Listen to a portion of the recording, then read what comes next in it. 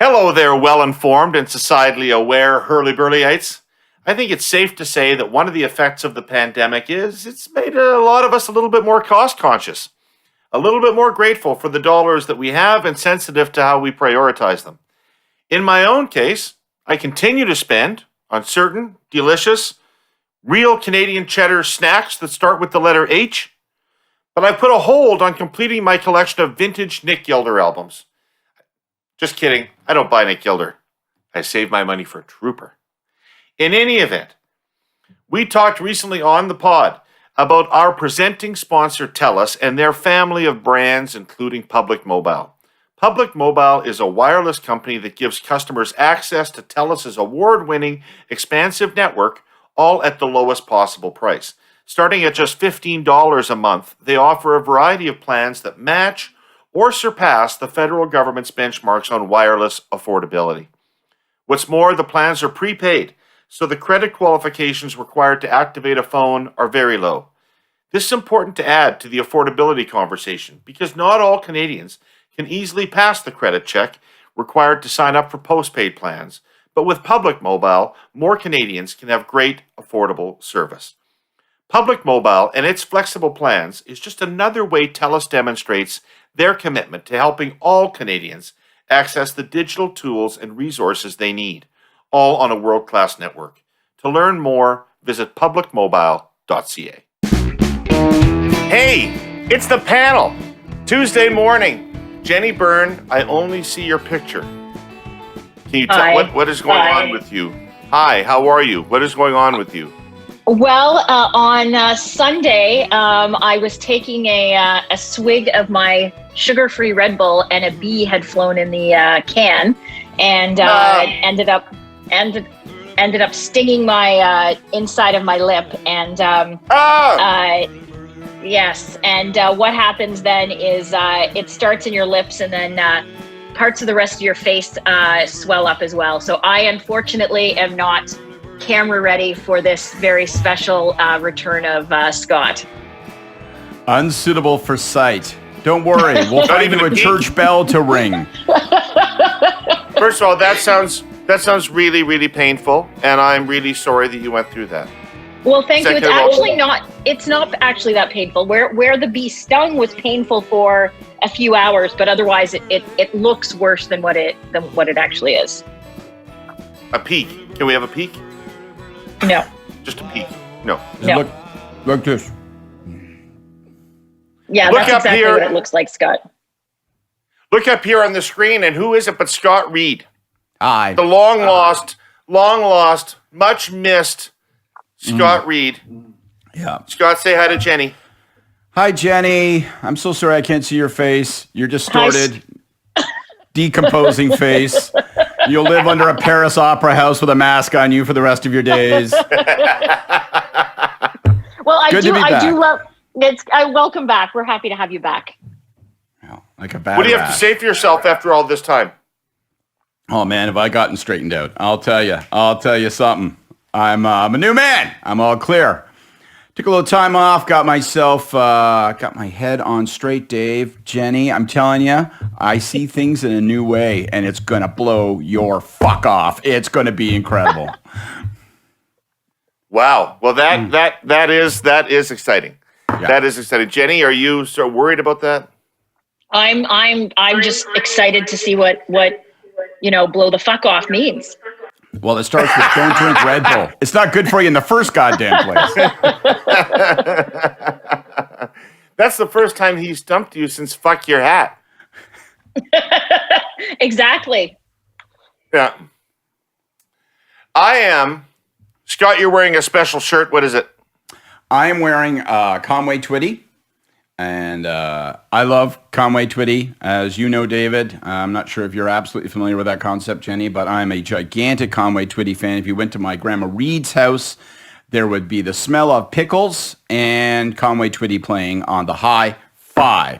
So my one and only prayer is that someday you'll care, Dave. And my hopes, my dreams come true. My one and only you. I love Conway Twitty. So wearing Conway today, flying colors for the special comeback.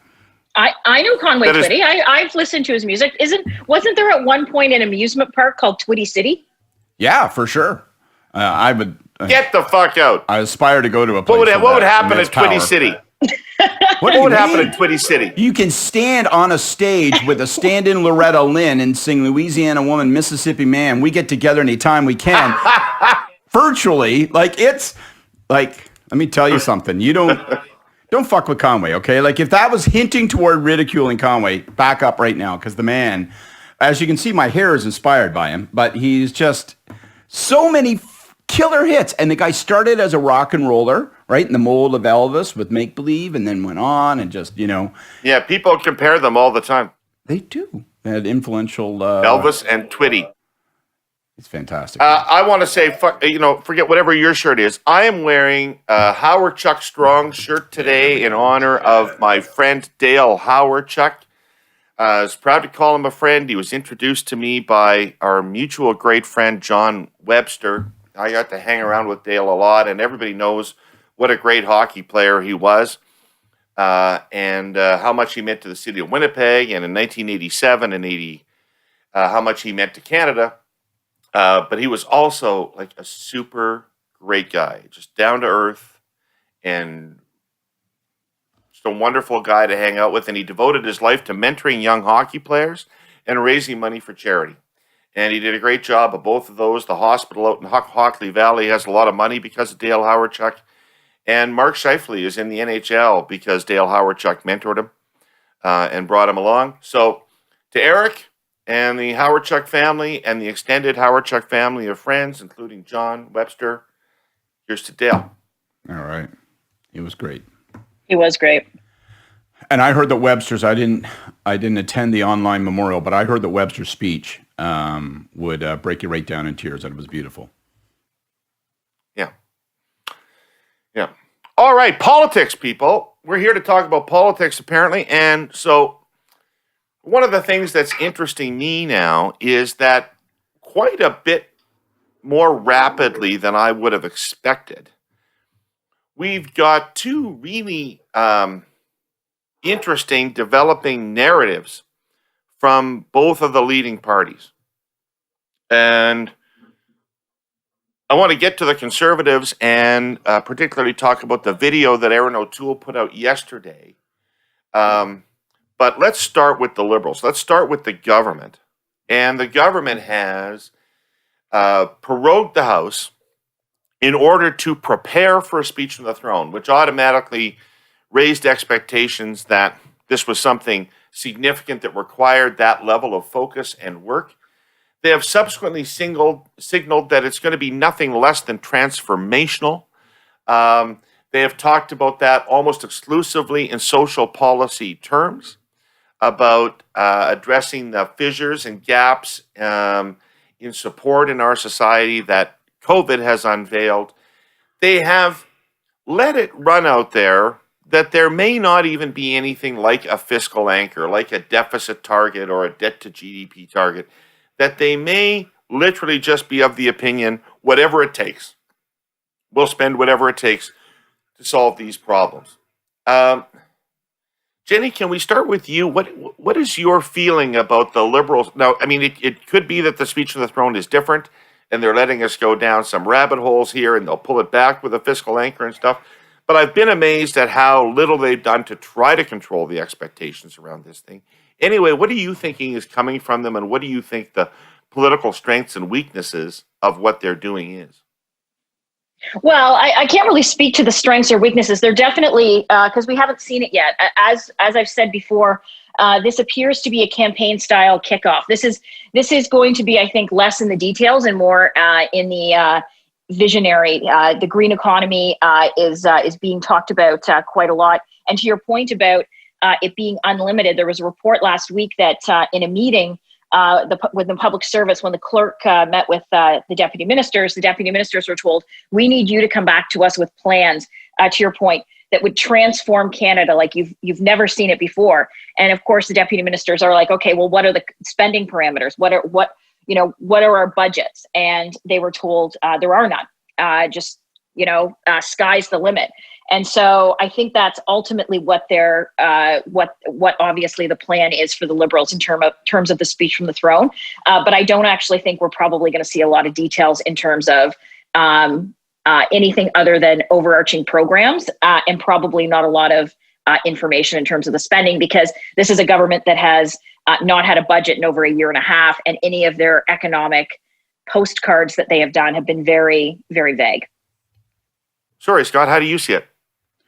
I'm anxious about it all. I'm like you. I think the preconditioning so far, and I guess we've just passed Labor Day, so maybe that's some kind of boundary, and we'll start to see more hinted details. But so far, there's an alarming absence of definition around what they intend, other than it's going to be big, it's going to be transformational, it'll likely form the basis of a legacy for the Prime Minister, which is always a scary thing when people start talking about legacies, because they start talking in terms that are tend to be unrestrained by contemporary rational considerations. And so all of that concerns me. I will operate on the assumption that there will be some kind of fiscal anchor. Meaning, for folks that are wondering what we mean by that, like meaning some indication of how much we will not spend, the point beyond which we will not go, that there'll be something, that we will have some guidance, that debt to GDP ratio has to stay below 50% once we reach a certain level, or we will gradually bring down the deficit over the course of 10 years or 15 years. O'Toole put out a 10-year deficit a 10-year balance target as his fiscal anchor, which I thought seemed prudent politically and probably financially. I'd have to look at it more thoughtfully and make assumptions about what we think GDP growth is.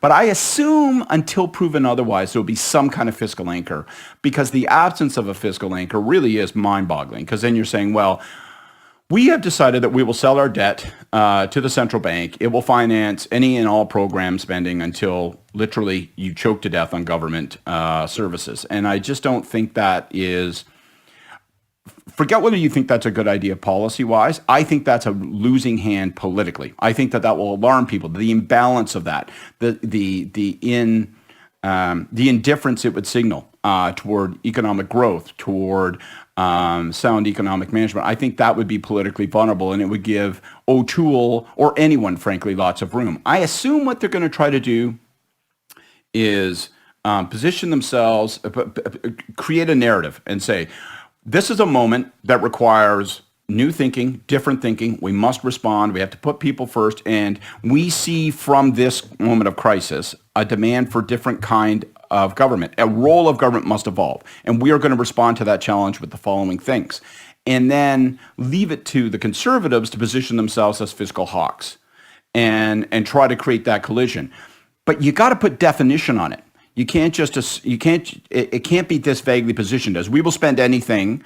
And if they say no to anything, then they're fiscal hawks, and we are blessed and concerned with people's well-being. So I think they got to bring in definition. The one thing I would add, and I'll stop talking, I swear, is I'd be worried if I was the NDP. Like this entire thing is a classic wedge to try to put the NDP on the margins of this debate. Will they be left with no place on the landscape because the government will be so big government, and the Conservatives they'll try to wedge the Conservatives as fiscal hawks, and that there really will be no place left for the New Democrats. So if I were the New Democrats, I'd be putting the next 2 weeks to heavy work. I'd be holding news conferences. I'd be talking about what they want to see in the speech from the throne. I'd be talking about what they think matters, not just as the price of supporting the government through a confidence vote, but as trying to avoid getting wedged right out of the discussion. Jenni, what's wrong with a Liberal strategy that aims to basically collapse NDP and some bloc votes in Quebec, scoop up the center-left voters, and that's generally a winning coalition for the Liberal Party? So what's wrong with a strategy that does that? Well, if you're the Liberals, there's nothing wrong with it. I think that's obviously exactly what they're planning to do. A lot of the talk on the green energy is definitely geared towards voters in Quebec. I know there were a lot of Liberals who talked after the 2019 campaign that they felt they lost their majority in Quebec. And you're in a position where if it is unlimited, like Scott, I agree with you. I think there actually has to be some shout out or some plan in terms of getting back into the black. Otherwise, we're going to end up in the same fiscal position we were in the mid 90s, or even worse, when your guy's boss came in and delivered deficit, like massive cuts to the Canadian economy. And I'm not saying there's anything wrong with that, but I think if you're the Liberals, you are looking at Jagmeet Singh has shown zero ability to make any form of political demands. In fact, all he has done over the course of the last 6 months is propped his government up. The reason the House hadn't sat for 4 months before the government prorogued, so they didn't have to deal with ongoing scandals in committee, is because Jagmeet Singh gave them the runway to do that. So if you're sitting there and you're looking at the 24 seats the NDP has, the 3 seats the Greens have, you're trying to figure out ways that you can get at the bare minimum, 10 to 12 extra seats from where you are now, because that gives you a very small working majority. Right. I mean, I guess the thing that has leapt out at me, and I've seen some of the Trudeau people like Mike McNair trying to solve this on Twitter. But I don't hear an economic component to the government's message. I hear a redistributive social policy direction from the government, which, as you know, warms my heart and I'm fully supportive of. But both substantively and politically, the government needs an economic agenda that's as prominent as the redistributive agenda, especially if they don't go this fall. Because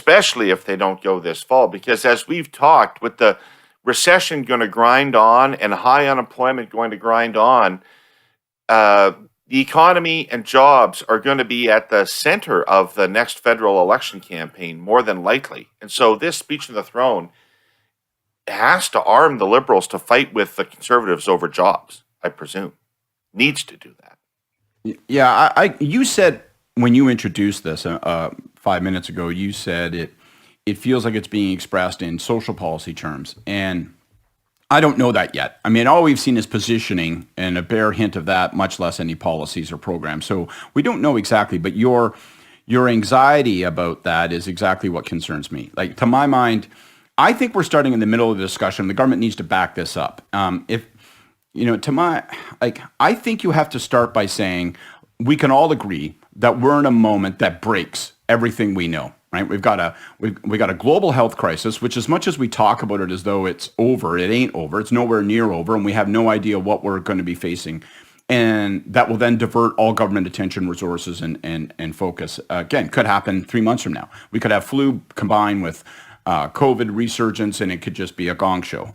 We could have first round of vaccines go ass up, and then we could have all sorts of issues. So there's that. But start with, what is the role of government now? Like, what if it's something different because of this moment? If we say to ourselves, we need to do more in order to support people through this time, and then we need to do more still to position ourselves socially and economically to prosper going forward, to come out of this stronger than we might otherwise. And that means we're going to have to do a better job on childcare, which is as much an economic policy as social policies. We heard Kevin Carmichael talk on the podcast a couple of weeks ago. It means we're going to have to do this with EI because the program's insufficiency has been fully revealed. It means we're going to have to do this and this and this. Well, then what's the jobs and growth element to that? So so start with the role of government. This is the moment we're in. This is what's broken. Here's what the opportunities are. This is our definition of the role of government going forward. And yeah, it is going to be broader and more, not just bigger government, but it's going to require us to do different kinds of things, meet different kinds of tests. Here's what that means, but here's what it means in terms of jobs and growth also, and here's how we're going to finance it. And then have the fully formed debate. My worry is it'll just be like, we want to do 2 or 3 really big things, and they are wonderful, virtuous things. And if you oppose them, that makes you unwonderful and unvirtuous. And let's have it. And I think that will be a half-assed debate that leaves the government very exposed on the economic side. We're in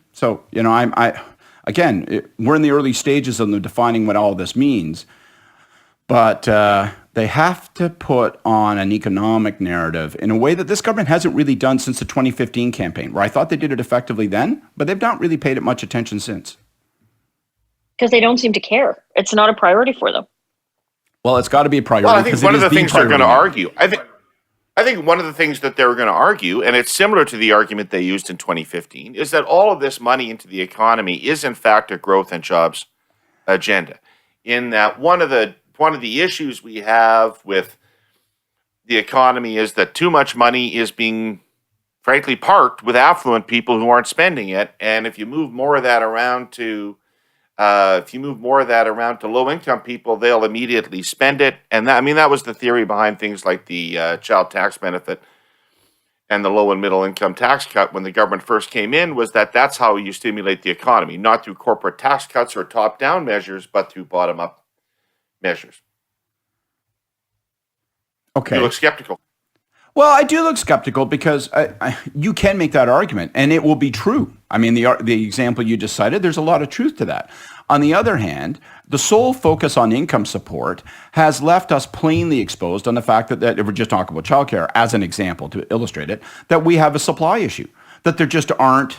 It doesn't, all we're doing is increasing the cost of those spots because we're not increasing the supply of those spots. Because certified, qualified spots, their availability, it's a hard place to break into. Oh, I'm going to run a daycare. Really? In the middle of COVID? With all the insurance and concerns and all that would be. So to me, yeah, you can say that every single thing is an investment in growth, and some things will be. But I'll know that the things that really are growth are growth because of the things you say are not growth. And you you can't just rubber glove the word growth over everything and say, if I piss out the window and coins land on your head, that's good. Jenni, just, yes. In terms of this legacy business, you've been with a prime minister who was ending a long term in office, Yes. a long tenure in office. People often remark that if Pierre Trudeau had not come back in 1980, that if his career had ended in 79, despite being the prime minister for 11 years, other than official bilingualism, nobody would have been able to point to anything that he'd done.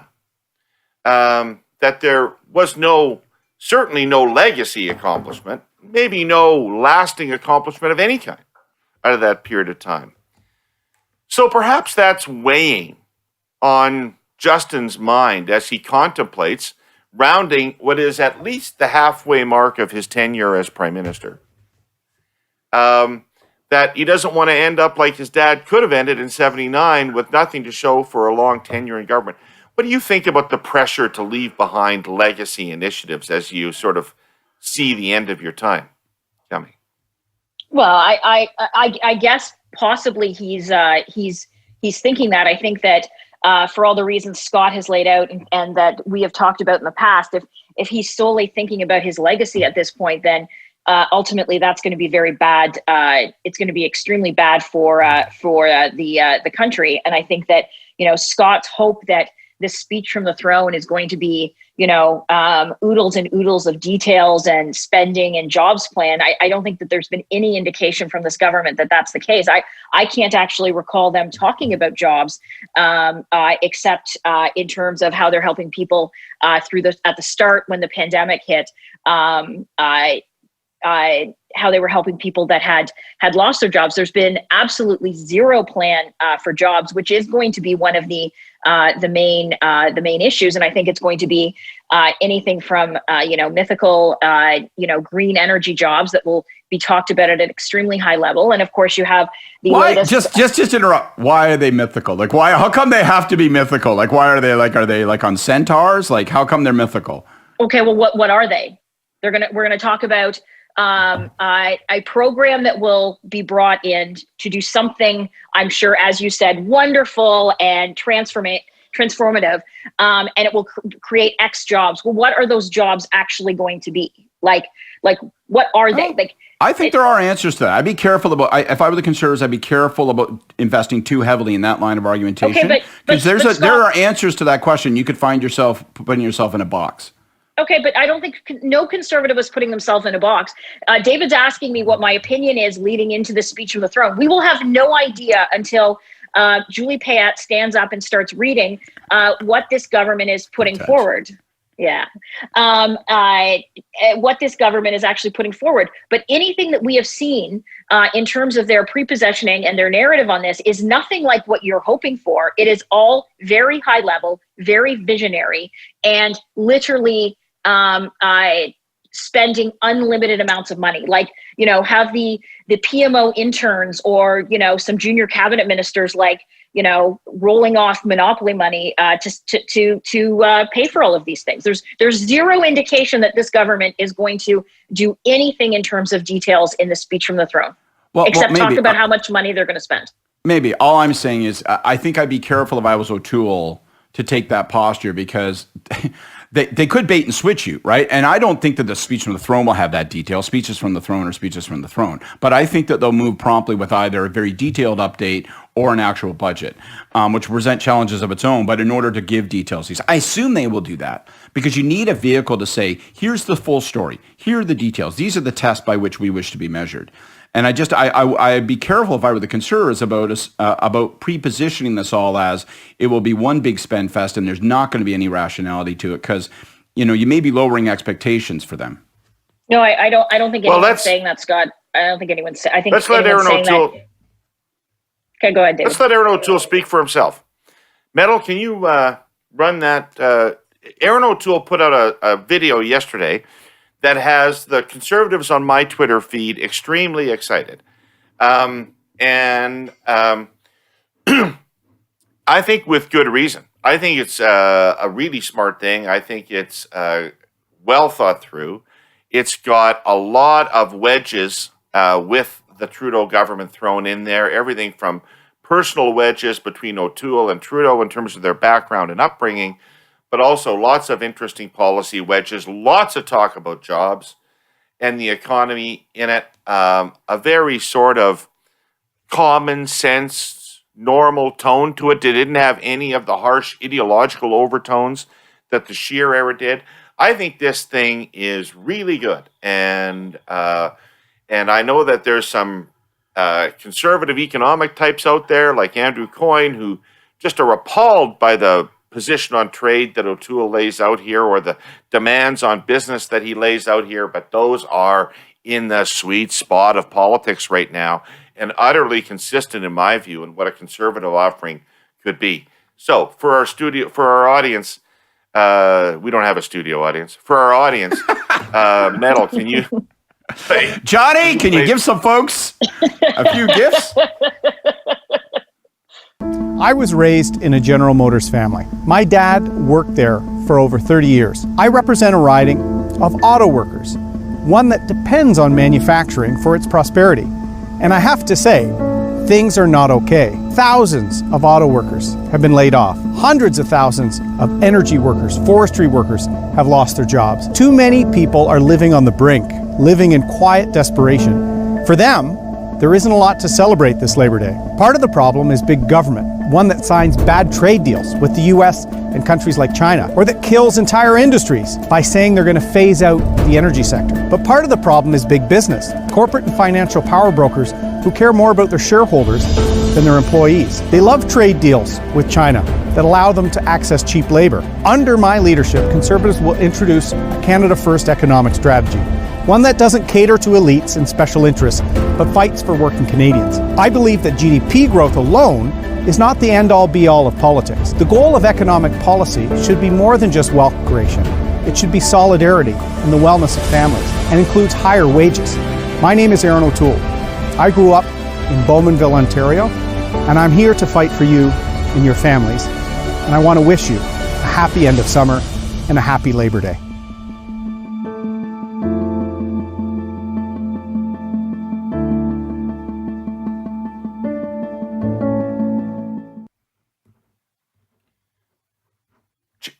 Jenni, I'm going to come to you, and I'm going to say that if the Conservatives run that ad in the last election... So you start with me for the Liberals, and you start with me for the Conservatives. Yeah, you're our lead. You're my go-to. He's been gone for months. I've got new muscle memory now, which is I lean on you. Great. Oh, you're my rock. I'll block my face from sight and see if I get bigger rewards.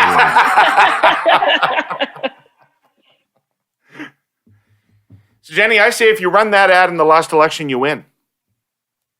Listen, I think it's very good. I don't think it was not actually policy heavy. It was the start of what I assume is going to be their contrast, going to be their narrative. And I think that a lot of it was more in terms of tone, as we've talked about, as opposed to details. I don't think that anyone's going to actually vote on anything regarding free trade. I know that there's been elections that have actually changed. 1988, of course, is different, but I think it's tone as opposed to, like, I don't think he's going to go out and Aaron's going to go out and talk about scrapping the USMCA deal, for example, in terms of talking about bad trade deals with the U.S. I think what it is doing the contrast in terms of dealing with countries like China. And I know Andrew Coyne was going on. Yeah. Canada. Yeah, our second largest, both in import and exports, is with China. It's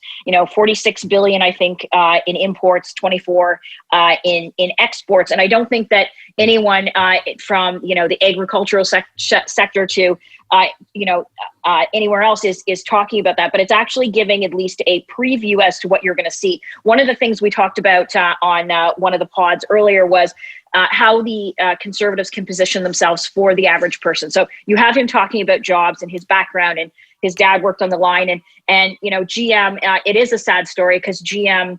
The last 25 people that were at the plant over the last couple of weeks, I believe it was their last day. The plant is actually empty now in terms of General Motors workers, but you see that they're positioning themselves for the average person. So I think that where he was positioning is what we've talked about, going after the banks, going after the telecoms, the corporations that are gouging people in terms of interest rates and high cell phone bills. We have the highest cell phone bills in the G7. I think probably higher, one of the highest I've read in the Western world. So I think that's the pre-positioning. And if you saw on Twitter last night, people like Pierre Poilievre were espousing the exact same thing. And Aaron, just before we started, announced his shadow cabinet, and Pierre was reappointed as the finance minister, and a whole bunch of other great appointments. So I think that's the pre-positioning. It's what's the liberal, the conservative narrative looking to be against the liberals. All right, Scott, what's your take on the O'Toole message of yesterday? I like it a lot. I'm like you. There's a bunch of things that I think are impressive about it. So I think, first of all, it's impressively done. It's a beautiful piece. So it's well crafted, which is not unimportant, because not everything has been consistently well crafted over the last number of years from that camp. And to me, I'll just echo what Jenni said. To me, fundamentally, it's a play for two things, right? It's a play for the middle class. It's trying to set up and say, you know what, in 2015, Trudeau, you took possession of the middle class narrative. You said that was your priority. You said that's who you served. You succeeded in making that your constituency, and you won elections. And he's saying, I'm going to be the real champion of them. I'm going to be the lunch bucket champion. It's a little bit kind of Reagan-esque, right? I'm working class, lunch bucket, come from a factory town. Here's what I'm against. And so there's two problems. One is this government that doesn't get it. The other is big business that's in it for itself and will screw over workers and the public. And I think there's a lot of resonance in all those arguments. I guess there's two things to me. So I don't have It's populist without sounding wonky, right? It's got elements of populism without sounding crazy. That's right. So that's where I was going to go exactly. I think there's two things that will be interesting. I don't really have a lot to complain about. I mean, we've heard some of that, well, what trade deals would you cancel and all that kind of stuff. Okay. I think there's two things about it you got to ask yourself about going forward. I guess three. The one that just occurs to me is you got to be careful about telegraphing your positioning, because again, I mean, the Liberals have done so little to define themselves. They could swoop in and take some of this territory. They could answer some of these challenges, right? And they could actually. Most people are assuming they aren't. Most people are just assuming that they're just going to show up with a bathtub full of money and say, who wants to get in the shower first? They could strike a slightly different tone, right? But the two things about it that I think could cause challenges for him down the road are, or that may need supplement. One is the populist tone. He's got the populist balance correct here, but his campaign was extraordinarily populist. He was appealing to a different constituency. And what will that tension be? And how do they prosecute that tension day by day, all that stuff? I know that Jenni says Pierre Poilievre, Pierre Poilievre, Pierre Poilievre. You say it 3 times, he appears in your house. God help us. I hope that doesn't happen. But Pierre can be too edgy. He can be too sharp. He can be, I'm smart, you're not. I'm fast moving, you're slow moving. Fuck you and fuck everyone like you. And so I think they got to be careful on the populist tone, on the partisan tone. It's not in this ad, but I'm saying is that balance are going to have to continue to strike and replicate. The second thing, there's little things I love. There's little things I love about this ad that show me what they've learned. And one of them is early on when he says, I come from this manufacturing town of Oshawa, and people make things. And I have to tell you, things are not okay. Right. That's such a good way of describing it. It doesn't have the over-the-top anger that an opposition could bring to that and make it sound over the top and make people write it off and say, oh, you're just blathering. I think everybody would agree things are not okay in manufacturing town. That's a perfect way to put it. Yeah. And so it really feels to me like they've learned some lessons about how the Scheer regime was so hated Trudeau and was so enraged at the concept that Trudeau was the prime minister that they couldn't stop reflecting that rage at people. And that's not the way ordinary people felt about it, who are more mixed and more in the middle. This really captures that tone much better. I agree with that. I just want to add one thing, though. I just think there's one trap. Let me throw one more thought out at you guys. This effective ad could be run nearly any time in the last 30, 40 years. You know what I mean? Like you could almost run this ad anytime, right? We are therefore going to be presenting ourselves as a more sensible steward of a nose to the grindstone economic policy that's going to serve people and working people well. And that's great. One of the questions is, how does it respond to this moment, which is exceptional?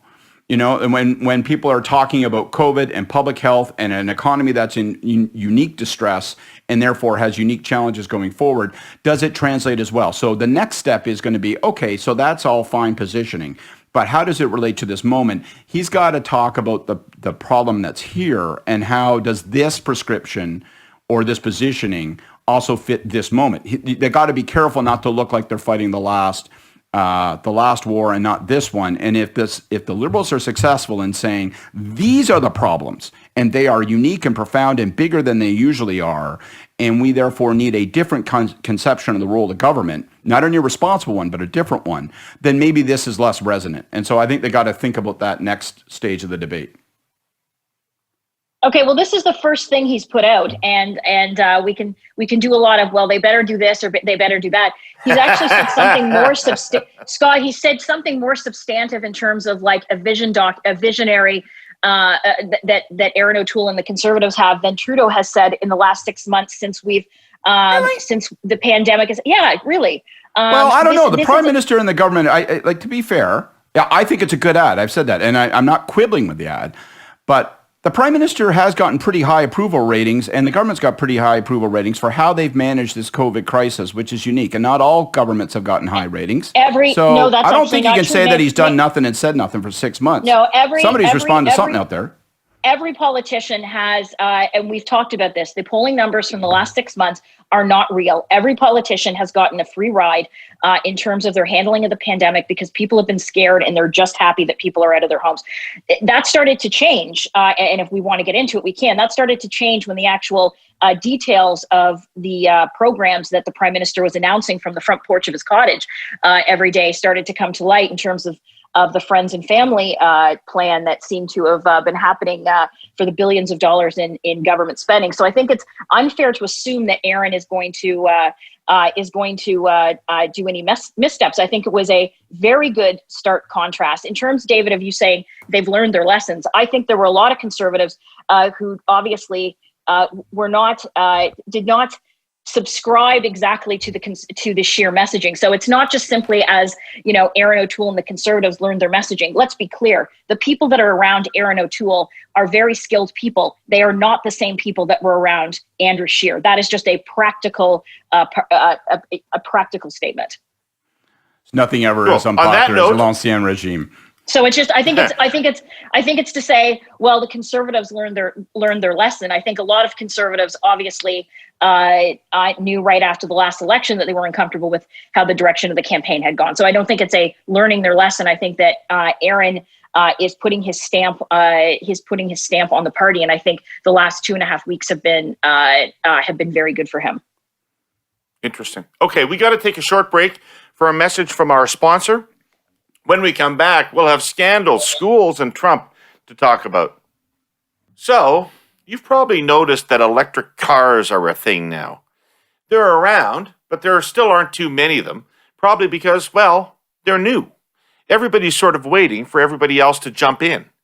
Plus, there's the question of how well batteries work when it's cold enough to freeze your eyelids shut. Well, our sponsors at CN have decided to jump in. No, they're not buying electric trains, at least not yet. But they have ordered a fleet of electric tractor-trailer trucks. Bet you haven't seen many of those. Most Canadians probably don't give it much thought, but pretty much everything we buy arrives by train. And then the containers are loaded onto trucks for the last few miles to stores, mostly in our big cities. Starting sometime next year, CN plans to start hauling that last few miles with powerful, quiet, zero-emission trucks. And they'll be custom-built in Canada, not in California. Lion Electric, a company based in Quebec, has already been making electric school buses, and it's working on truck batteries that will perform in Canadian winters. Sure, it'd be cheaper to buy normal trucks, but CN figures there are already enough diesel engines grinding around urban centers like Toronto. Going electric means investing money and taking a risk, but it's the right thing to do, and CN likes to do the right thing. And we're back. Okay, talking about federal politics, let's stay on federal politics. Jenni, you were about to slide into it. We've been talking about the high-level policy positioning of the two parties, but one of the things that's going to happen with the return of Parliament is the return of the committees and therefore the return of the ethical issues that have been surrounding the government. Yesterday, I believe, or in the last couple of days, the Conservatives have asked the Ethics Commissioner to look into the Prime Minister's office. So in addition to the WE scandal, there's that other thing running. How do you think this is going to impact politics over the fall, Jenni? Well, I guess we'll see. If the Liberals, I remain to believe that the Liberals want to have an election.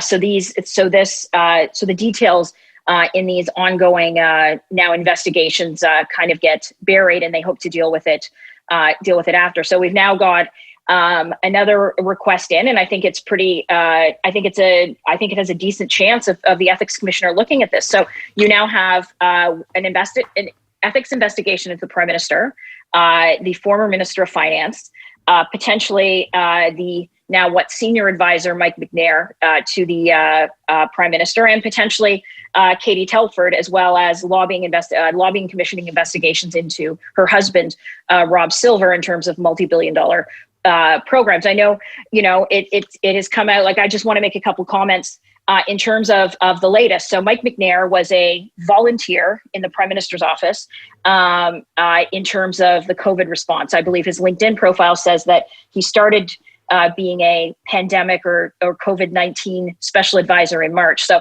if he was a volunteer, that's extremely unusual because when you're working in the Prime Minister's office, not only do you have security clearance, which he might have had, you also sign documentation that says that you keep any cabinet confidences secret. That's why you're a staffer. So we're now seemingly having someone who was a volunteer that probably did not go through any of the checks, balances, and due diligence that one staffer would have. And now it's come out that there's been several calls that he had with the Prime Minister's Chief of Staff's husband, who is not a registered lobbyist for the company that he worked for $2 billion programs. So I think that why the Liberals are doing a speech from the throne and keeping their fingers crossed or deciding whether to make the decision to call an election is so none of this comes out, because if if this is what we already know about, what don't we know about? We saw with that every day it became murkier and murkier and murkier for this government. Do you think it's biting? Anybody think it's biting? I think that we bit. I think that we took a toll on the government in terms of perceptions, the ease with which people will accept the argument, whether it's fair or not. And I think a lot of it has not been fair, but the ease with which people will accept the argument in the next election. Well, it's about who you know and making sure that, everybody stays on the inside track and all that. So I think there's damage in that sense. How much, less than the conservatives tend to think. I probably think it's less than Jenni thinks. I think ultimately there were two issues on that. One was, should the PM and the finance minister have been recused? And secondly, was the contract directed? We've never really found any smoking gun in terms of directing the contract and all that kind of stuff.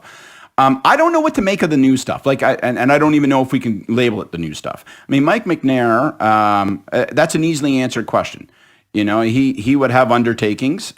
He was a former public office holder, and he would have a 5-year set of obligations. He would possibly have new obligations. He was reviewing confidential material. So we don't know the answer to that, but I find it hard to believe that they said, oh, well, we'll just bring you in and ask you to review the most sensitive materials that we're working on and do nothing. So I don't think that's, I wouldn't bet on all that coming home. I can understand, Scott, because this government has proven to be very responsible over the last 6 months in terms of their handling of the pandemic. I totally see you there. Okay, but I'm just saying, we'll see. I mean, it's actually kind of like a. Let me put it this way: if I was the Conservatives, I wouldn't bet the farm on Mike McNair and Rob Silver. And Rob is a friend of mine. I don't really know Mike. Rob is a friend of mine, so I'll say that. Someone I've known for a long time. And, he works for MCAP. And, they have discussions. Now, there's a 20% rule. What defines... No, Scott. Scott, I figured you would bring that up. Scott. No. I figured you would bring that... I figured you'd bring that up. But the Lobbying Act is clear. Someone must register if they aim to communicate with a designated office holder around drafting and or changing legislation. So the 20% rule actually is in effect. I don't know that I don't know how much that matters. I'm not so sure. I'm not sure how much that, Scott, I'm not sure how much that matters, right? Like you, I know Rob. Yeah. Like you, I like Rob. Rob is a friend. And when I have been in trouble in the past, Rob has been there to help me. I'm going to say all of that leading up to this. But if the husband of the chief of staff is phoning into ministers' offices, it is going to be a technical defense at best to say that it was not captured under the 20% rule. For sure. But ultimately, where does it take you? I mean, so it compounds a narrative and a perception. I don't even know what the facts are, by the way, and I'm not prepared. I mean, one of the things that's super interesting about this is these allegations are made. There was an anonymous Vice story. They've actually not really been defended. I think you and I have talked about this, David. I don't know if you and I have, Jenni, but... I haven't seen a response to it. I haven't seen anybody stand up on the record and go, well, this is why it's supposed to. It's kind of like it's just sort of floated out there unresponded to. So now there's a complaint to the ethics commissioner, and we'll find out what the facts are, what they aren't. I'm not sure. Facts haven't been disputed, though, either, right? That's fair. No, exactly. That's what I say. It's just floating out there. I say it's just floating out there. But it's the same as we. So either it's a badly managed issue or the problem that they have is their position actually makes things worse for them, which is if we saw anything over the last month and 2.5 months, I believe it would actually be the latter. So that is why. So the reason I'm not saying it's a smoking gun, Scott, I never have said that. Right. I think it speaks to the ethical nature of this government. And it also speaks to why they prorogued Parliament, because Parliament wasn't sitting. So the only reason they prorogued Parliament, they could have prorogued it the day before they did the speech from the throne. They prorogued Parliament because this government was bleeding every day in these committees when you put out cabinet ministers who seemingly have misled committees. We've seen basically from Bardish Chagger's testimony to the document dump that they had, that she misled Parliament in terms of her dealings with we. So I'm not saying it's a smoking gun.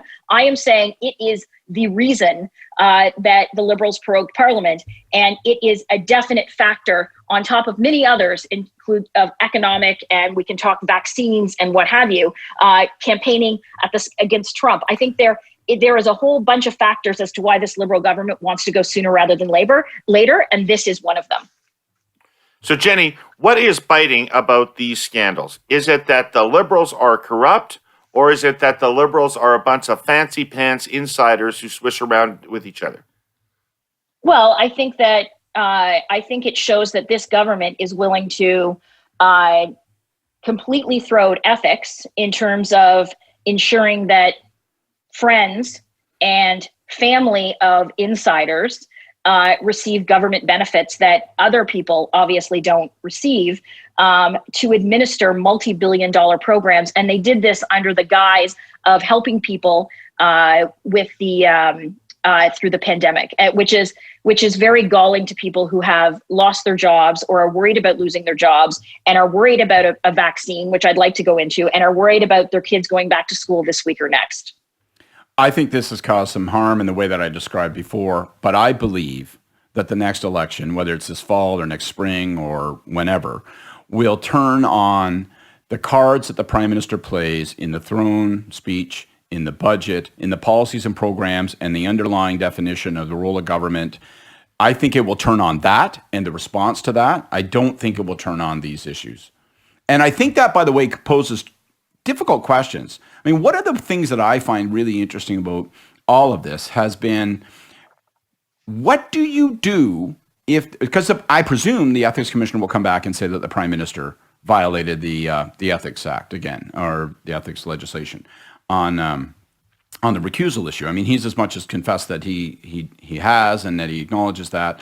What do you do with so he's violated. The only remedy is an election, right? Like, ultimately, the only answer to that is an election. It's not like the Prime Minister can put himself in a penalty box. So ultimately, it will get prosecuted in the next election. And I'm not dismissing anything or the importance of it. I'm just saying there is, when it's the head of government as compared to a staffer or a cabinet minister, there really is no other resolution to it other than the ballot box. Well, and that's, Scott, why I'm saying, like, that's why they would like to go before the ballot box. We'll see. We're running out of time. Do you guys want to talk about school reopening or Trump? Let's talk Trump. I prefer to talk about. Of course. No. I'd rather talk about school reopening, and I'd like to actually talk about vaccines because they were in the news last week. Oh, okay. Well, What's on your mind? What's on your mind? Well, in terms of vaccines, it appears that we are behind every G7 country. And if you look at some reports, in terms of in the Western world, in terms of when we will actually receive the vaccine. So you've got, Johnson & Johnson has been working with Oxford University in terms of one strain of vaccine. There's, I believe, 243 of them that are being tested in various stages, in various phases throughout the world. And it's only been in the last couple of weeks. We signed one deal, I believe, with Pfizer in early August. But we were banking all our hopes on the NRC having a deal with CanSino, which is a Chinese-based pharmaceutical company, funded by the Chinese government through the People's Liberation Army. And so on May 12th, with great fanfare, the Prime Minister announced this deal with the Chinese government to create a vaccine. And China basically then, after that announcement, never approved shipment of the vaccine that we paid for to Canada. So the NRC had to kill the deal. And we also lost months and months in terms of being prepared for a vaccine. And so the issue, so all the countries that have pre-ordered with different companies are going to have access to this vaccine before Canadians do. And I think that is, out of everything we have talked about today on the podcast, that is something that the average Canadian is the most concerned about. Except it's all horseshit. So let's talk. There are 4 deals that have been struck. Every government in the world is striking multiple deals, hoping that one of the bets they place will come in and be the vaccine on the vaccine platform that will end up being the actual vaccine that works. No one knows what it will be. Dozens of approaches, literally hundreds of various trials going on, and the reality is we've set up 4 deals. We're going to do more bilateral. There may be imperfections to the government's approach, but this idea that we're behind, no one knows when this motherfucking vaccine will be discovered. We're not behind on something that is not mandated by date. How can you be behind? When? We're behind? Because we entered, so let's say the Johnson & Johnson / Oxford vaccine is the one that... That's one of the many ones that we're not part of, and many countries aren't part of it. And then other countries... What if one of the 4 that we're in now, or one of the 3 will sign the next month that come in? It's possible, but because we signed... It's Joker's wild. Because we signed later than the other countries, we are later in the queue. The companies have said that. You're saying we've gone to the table and we've played numbers 1 through 9, and you're saying it's ridiculous. We should have been betting on 10 through 15. No one knows. The other thing, by the way, from my perspective, that's like galling about this. There's an international agreement that what we ought to be doing is saying, and in addition to bilateral deals, or saying, look. We have to have equitable access. When we discovered the polio vaccine, right, every government in the world said it is a matter of public good, and I'm not talking about eliminating patents, but it's a matter of public good that we will have a safe, effective, and equitable framework to get that vaccine to where it goes. And that's where the emphasis needs to be. Strike bilateral deals, but ultimately this should be going to frontline healthcare workers first. It should be going to those then who are older first, and it should be happening around the world without regard for means and wealth. And that surely should be, it's a public common good, and we ought to be pursuing it in that basis. Okay, but we're not talking about means and wealth. We're not talking about third world countries. We're not talking about African countries. We are talking about the fact that we are behind other G7 countries because this government decided to cut a deal with the PRC, with the government of China. I think that's hyper-partisanship. That's one potential bet Jenni, on the what table. are the practical Jenni, I'm actually not participating in this because I've not followed this at all. Okay? I don't know anything about this. So Patty Hadju came out and said that it is looking like Canadians will get the vaccine in Q2 of next year. So we're talking about late winter, early spring. Australia has come out and said they're getting it early Q1. So the practical There is no vaccine. There may not be one by Q1 of 2021.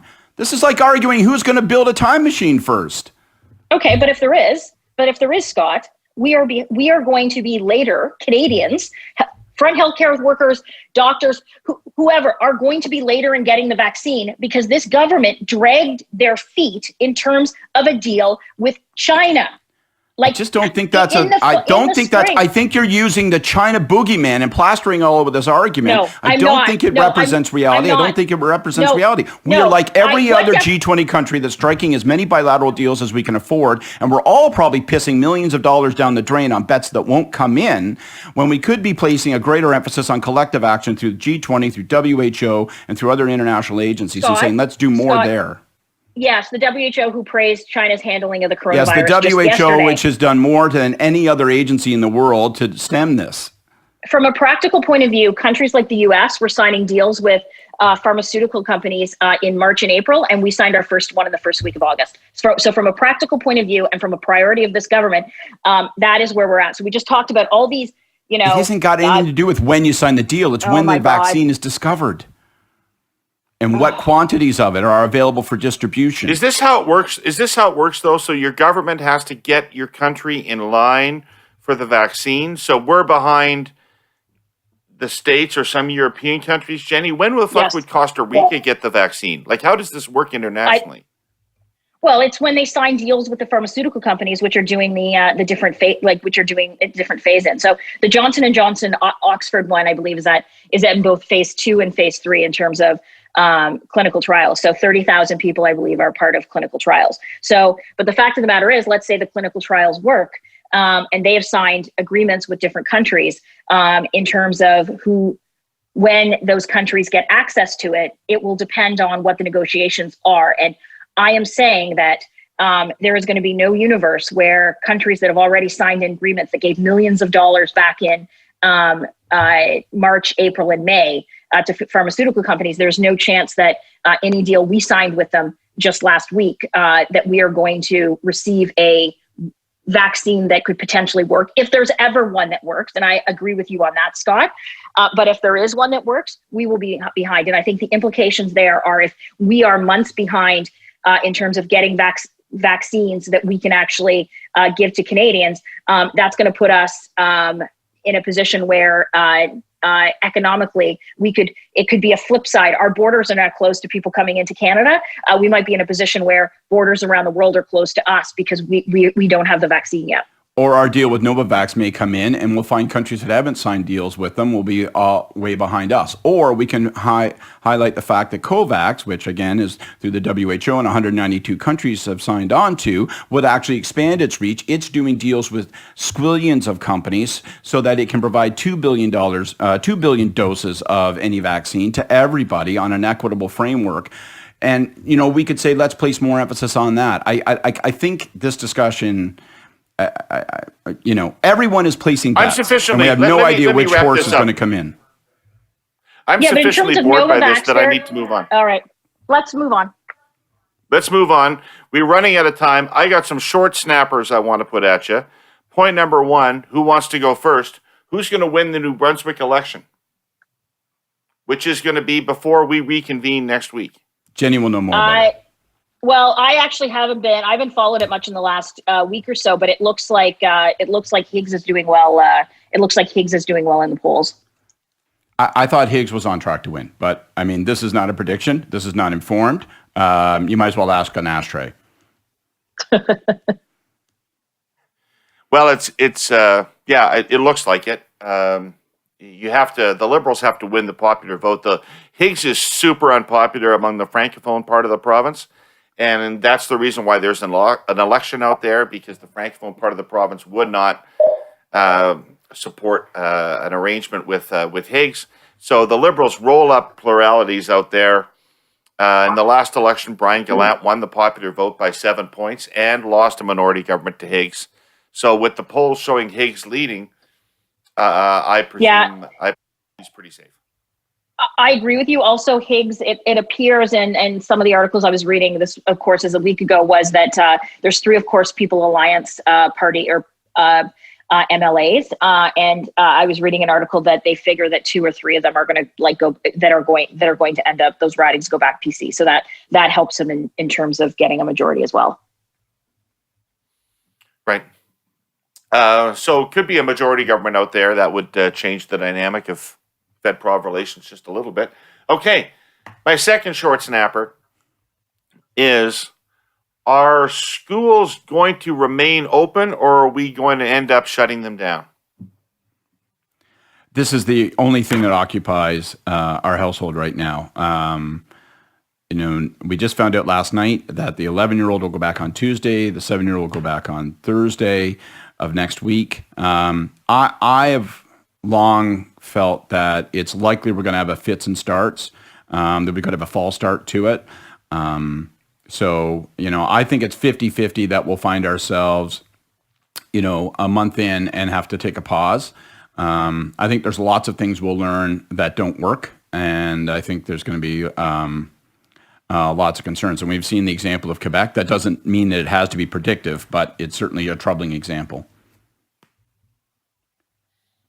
Jenni, what do you think? Yeah, I don't know. I've talked to my my friends that have kids. They're going through the same thought process and same issues that Scott and his family are going through. I hope that that governments have this under control. I think that it seems to be much more of a lightning rod or hot button issue in Ontario than I've seen it in the other provinces. I know Quebec. There's 86 cases or was last week. So my guess will be, I somewhat agree with Scott. I think there's going to be some starts and stops probably to schools, at least probably in different boards, probably where you have high populations, Toronto, Ottawa, those areas. I'll break us out of the realm of politics for 1 second, just on a personal note. I can't tell you, I am really goddamn worried about this. Like, as a parent, like, I am really worried about it, and I'm not placing the blame on the school board, the ministers, and I'll take all that off the table. I'm just telling you right now, I'm scared of a whole pile of things. I'm scared about the public health dimensions of it, although not overly, but I am somewhat. But I'm more scared, and I'm really worried about what kind of educational environment my kid is going to encounter. Like, how much movement around do they get to have? What's it going to be like for them? Who's the teacher going to be? How different is that going to be? My kids are educated in French. I assume that's going to be by the board. What's going to happen in terms of their interactions? All those kinds of things. My 11-year-old is very anxious about going back to school. Right? He's worried about what he's going to encounter. So all that stuff compounded with the guilt of saying to myself, is the only reason I'm pushing my kids to go back to school is so that I can be free to work for 6 hours a day, because it's impossible to juggle kids and work at the same time. So, like, it is a stew of emotion and anxiety for parents all across this province. And it's going to take at least a couple weeks before those concerns ease, not just on my part, but on the part of people just like me. Scott, it was great to have you back, and it's going to be great to have you back every week on the panel. Jenni, I don't like this picture as much as I like looking at you live. So I'll be back next week, I promise. Bring back that face. This is my understanding is that this is the 1 year, roughly, anniversary of this group of people coming together to do this political panel. We've had a shitload of fun, and I really want to thank the two of you for the ride we've been on for the last year. Thanks, guys. Thanks, guys. It's fantastic. One big giant candle for us to blow out when next we meet. Exactly. See you all next week. Thanks a lot. Take care. Bye. Ciao.